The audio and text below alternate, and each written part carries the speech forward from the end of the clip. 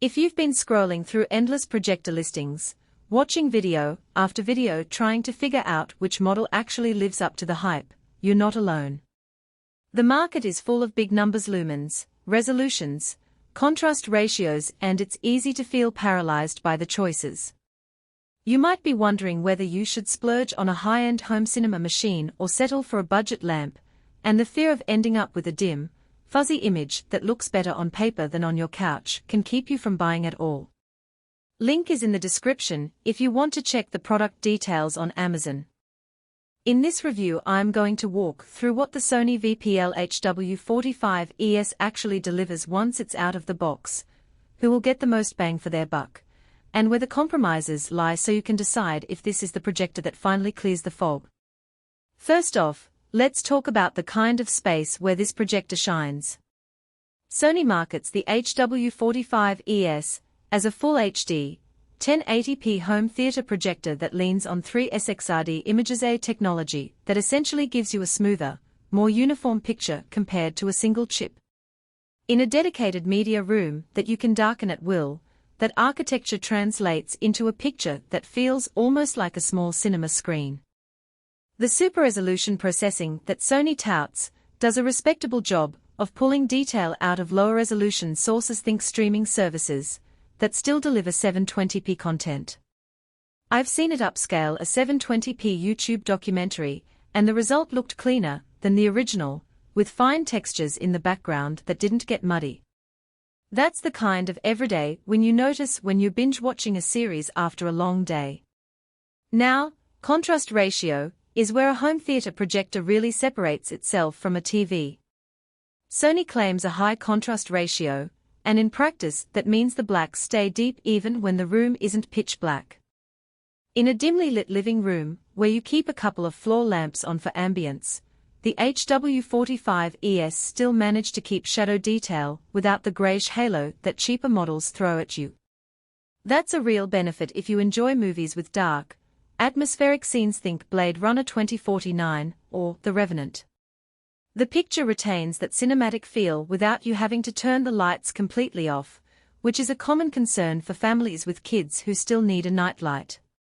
Gamers often ask about motion handling, and Sony's no motion blur claim is more than just marketing speak. I tried the projector with a fast-paced first-person shooter, and the image stayed crisp even during rapid camera pans. The lag is low enough that you don't feel a disconnect between your controller and what's on screen, which is something you'll miss with a TV that's not designed for low input delay. If you've got a console that supports 1080p at 60 Hz, the HW45ES will give you a large format experience without the ghosting that can ruin competitive play. Zoom flexibility is another practical feature that often gets overlooked. The HW45ES offers a decent range of optical zoom, which means you can adjust the image size without moving the projector too far from the screen.